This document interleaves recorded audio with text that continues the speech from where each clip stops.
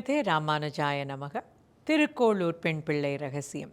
இந்த தொடரிலே நாம் இன்று பார்க்க இருக்கும் வாக்கியம், அனுப்பி வெய்யும் என்றேனோ வசிஷ்டரை போல. திருக்கோளூர் பெண் பிள்ளை இந்த கதையில் இந்த வாக்கியத்தில் வசிஷ்டரை சொல்கிறார். வசிஷ்டர்னால நாம் போக வேண்டிய கதை ராமாயண கதை. ராமாயண கதையில் வசிஷ்ட மகாரிஷிக்கு மிகப்பெரிய ஒரு பங்கு இருக்கிறது. தசரதனுக்கு தந்தையாக, குருவாக, ஆசானாக இருந்து அயோத்தி மாநகரிலே நல்லாட்சி புரியறதுக்கு உற்ற துணையாக இருக்கக்கூடியவர் வனசரோருகன் மகனாகிய இந்த வசிஷ்டர். வனசரோருகன் பிரம்மதேவனுடைய மகனாகிய வசிஷ்டர். வசிஷ்டர் ஒரு முக்காலமும் உணர்ந்த ஞானி.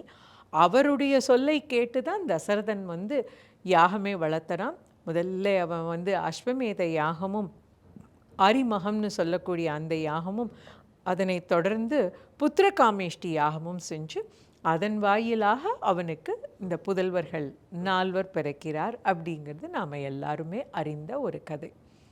இந்த புத்திரகாமேஷ்டி யாகமும் இந்த அஸ்வமேத யாகமும் நடக்கிறதுக்கு ஒவ்வொரு இடத்துலையும் வழிகாட்டி வரக்கூடியவர் இந்த வசிஷ்டர்.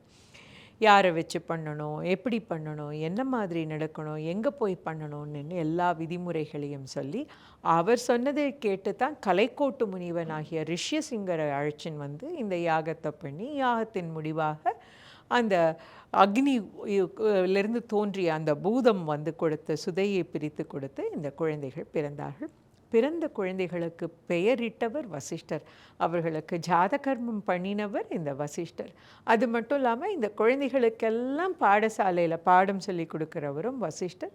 ரொம்ப அழகாக இப்படி மகிழ்ச்சியாக அயோத்தி மாநகரில் தசரதனுடைய அரண்மனையில் குழந்தைகள், அவர்களுடைய பாடசாலை, குருகுலம், அவனுக்கே நீண்ட நாள் குழந்தை இல்லாமல் பிறந்திருக்கு. அதுவும் ராமன் மேலே தசரதனுக்கு ஏகப்பட்ட அன்பு, காதல், பாசம், அப்படி மகிழ்ச்சியாக போயின்னு இருக்கிற ஒரு நாளில் கருத்த மாமுனியாகிய விஸ்வாமித்திரர் அயோத்தி மாநகருக்கு வரார்.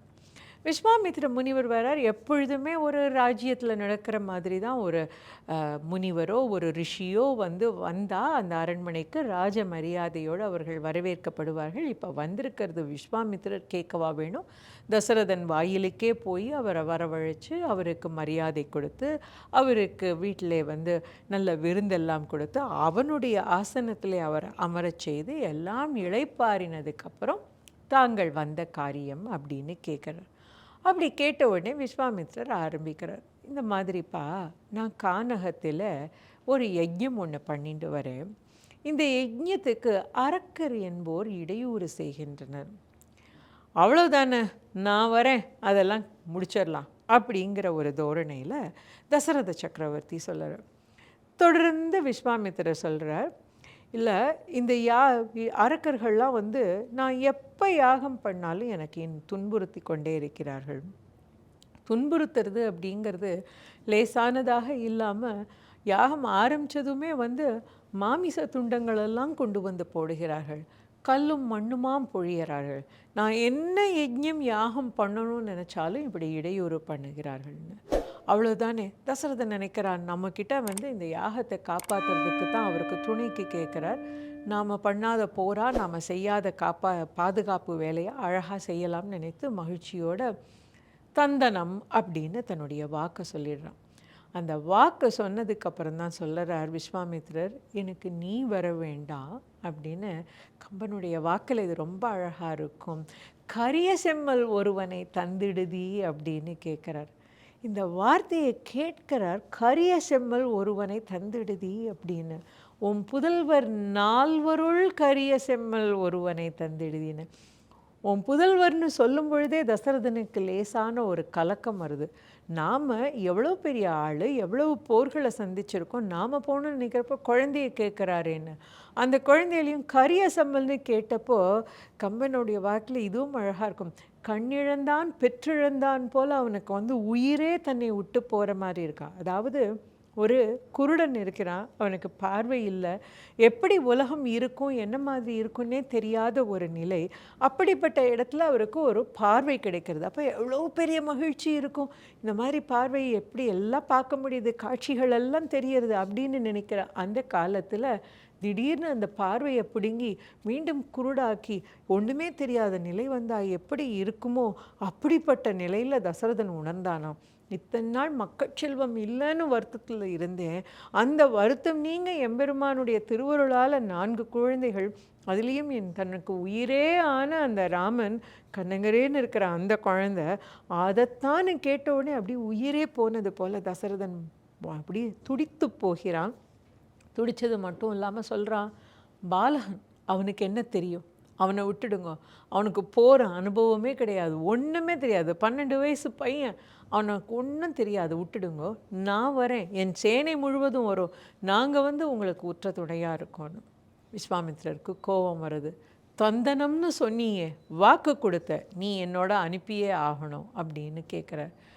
இவர் மன்றாடி பார்க்குறார், ஒவ்வொரு வார்த்தையாக சொல்கிறார். இது நான் ரொம்ப எனக்கு இல்லாமல் இருந்து இந்த குழந்தை வந்திருக்கு, இந்த குழந்தைகளுக்கு ஒன்றுமே தெரியாது, இப்போ தான் பாடசாலையில் ஏதோ சில வித்தைகளை படித்து கொண்டிருக்கிறார்கள், இதுக்கு மேலே எதுவுமே தெரியாது, அப்படி இருக்கிறப்போ நான் இவர்களை விட்டா இந்த அரக்கர்கள் இவர்களையே சாப்பிட்டு விடுவார்களே, அசுரர்களும் அரக்கர்களும் அப்படின்னு கேட்குறார். அப்போ விஸ்வாமித்திரர் சொல்கிறார், இதையெல்லாம் தெரியாதவனா நான், நீ அவர்களை என்னோடு அனுப்பு, அவர்களுக்கு நன்மையே நடக்கும் அப்படின்னு சொல்கிறார். இது ஏற்கனவே நாம் இதனுடைய வாக்கியத்தில் பார்த்துருக்கோம். அகம் வேத்மி அப்படின்னு சொல்கிறப்போ விஸ்வாமித்திரர் சொல்கிறார், நான் அறிவேன், உனக்கு யார் குழந்தையாக பிறந்திருக்கா அப்படிங்கிறத நான் அறிவேன்னு. இந்த இடத்துல நாம் ஒரு சில விஷயத்தை தெரிஞ்சுக்கணும். அது என்னென்னா, தசரதன் தனக்கு குழந்தை இல்லை, குழந்தை வேணும்னு வசிஷ்டர்கிட்ட கேட்குறார். அப்படி வசிஷ்டர்கிட்ட கேட்கும் பொழுது வசிஷ்டர் முக்காலமும் உணர்ந்த ஞானி. அப்போது அவர் முன்பு ஒரு நாள் நடந்த ஒரு சம்பவத்தை மனக்கண்ணில் ஓட்டி பார்க்குறார். அந்த சம்பவம் என்னென்னா, பிரம்மனும் மற்ற தேவாதி தேவர்களும் எம்பெருமான் திருமாலிடம் முறையிட என்ன முறையிடுகிறார்கள் அப்படின்னா, அரக்கர் என்றுள்ளோர் தங்கள் நீள்வரங்களால் எங்களை நுங்குவது போல நுங்குகிறார்கள். அதாவது இந்த உலகத்தில் இருக்கிறதெல்லாம் ஒரு புடைச்சி அப்படியே சாப்பிட்டுடுவான், நொங்கு சாப்பிட்ற மாதிரி சாப்பிட்டுடுவான் போல இருக்குது எங்களை. அதெல்லாம் எதனால் அப்படின்னா, பிரம்மனும் சிவனும் அவர்கள் கொடுத்த வரங்களினால் அவர்களுக்கு இந்த சக்தி இருக்குது, இதனால் இருக்காங்க, இதிலிருந்து நீங்கள் தான் எங்களை காப்பாற்றணும்னு கேட்க திருமால் சொல்கிறான், வளைமதில் அயோத்தியில் வாருதும் தாரிணி அப்படின்னு. எந்த அயோத்திக்குன்னா, கஜரக துரக பதாதி ஆட்கொள் காவலன் தசரதன் முதலையாய் வருதும் அப்படின்னு சொல்கிறார். இந்த 4 படைகளை, காலாட்படையும் யானைப்படையும் குதிரைப்படையும் தேர்ப்படையும் வைத்து ரொம்ப அழகாக ஆட்சி செய்து வருகிறானே தசரதன், அந்த தசரதனுடைய மகனாய் நான் பிறப்பேன் அப்படின்னு முன்பே திருமால் சொன்னதை வசிஷ்டர் தன்னுடைய மனக்கண்ணில் ஓட்டி பார்ப்பார். அதற்கப்புறம் தான் அவர் அறிமகையாகவும் புத்திரகாமேஷ்டியாகவும் செய்யறதுக்கான அறிவுரையே சொல்லுவார். அதனால வசிஷ்டருக்கு தெரியும், இங்கு அவதாரமாகி இருக்கக்கூடியது திருமாலும், திருமாலுடைய திவ்ய ஆபரணங்களான சங்கு சக்கரமும் ஆதிசேஷனும் தான் இங்கே பிறந்திருக்குங்கிறது வசிஷ்டருக்கு தெரியும். அதே இதை அறிந்தவனா விஸ்வாமித்திரர் சொல்வார், நான் அறிவேன் இங்கே யார் வந்திருக்கான்னு. ஆக இவர்களுக்கு நன்மையே பிறக்கும், என்னோடு அனுப்பிவை, இவர்கள் தான் வேணும், நீ வரக்கூடாது, நீ வாக்கு கொடுத்துட்ட, ஒரு ராஜாவுக்கு வாக்கு தவறுவது நல்லதல்ல, அதனால் நீ வாக்கை காப்பாற்றணும், எனக்கு அனுப்பிவை அப்படின்னு அவர் கேட்கிறார்.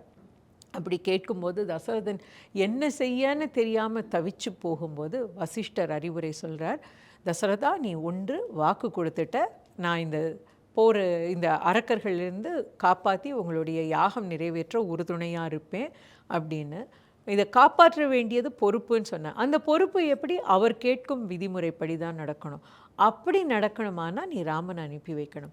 அப்படி ராமனை அனுப்பி வைப்பதனாலே நன்மை மட்டுமே நடக்கும் அப்படிங்கிறதையும் வசிஷ்டர் சொல்கிறார். நீ வந்திருக்கிறது யாருன்னு நினைக்கிற? விஸ்வாமித்திரர். விஸ்வாமித்திரர் கூட போகிறதுனால மேற்கொண்டு அவர்களுடைய கல்வி விருத்தியாகும். விருத்தியாகிறது மட்டுமல்ல, அவர்களுக்கு நன்மை நடக்கும். ஏன்னா வசிஷ்டருக்கு தெரியும் இது போவதன் மூலமாக ஒரு முதல் முறையாக தன்னுடைய கன்னி போரை ராமன் செய்ய போகிறான். அந்த கன்னி போர் அவனுக்கு வெற்றியை தரப்போகிறது.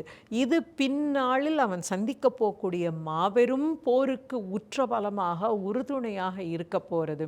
அது மட்டும் இல்லை, அவனுடைய விவாகம்ங்கிற ஒரு மிகப்பெரிய சுப நிகழ்ச்சி இதன் வாயிலாக நடக்கப் போகிறது அப்படிங்கிறத முக்காலமும் உணர்ந்த வசிஷ்டன் தசரதனை பார்த்து உன்னுடைய புதல்வர்களை அனுப்பி வைன்னு சொல்ல, அதை கேட்ட தசரதன் அவர்கள் புதல்வர் ராமனை அழைத்துவான்னு சொல்ல, ராமனும் லக்ஷ்மணனுமே சேர்ந்து வரார். ராமனையும் லக்ஷ்மணனையும் இவரே உந்தை அப்படின்னுட்டு விஸ்வாமித்திரர் கையில் ஒப்படைக்கிறான் தசரதன்.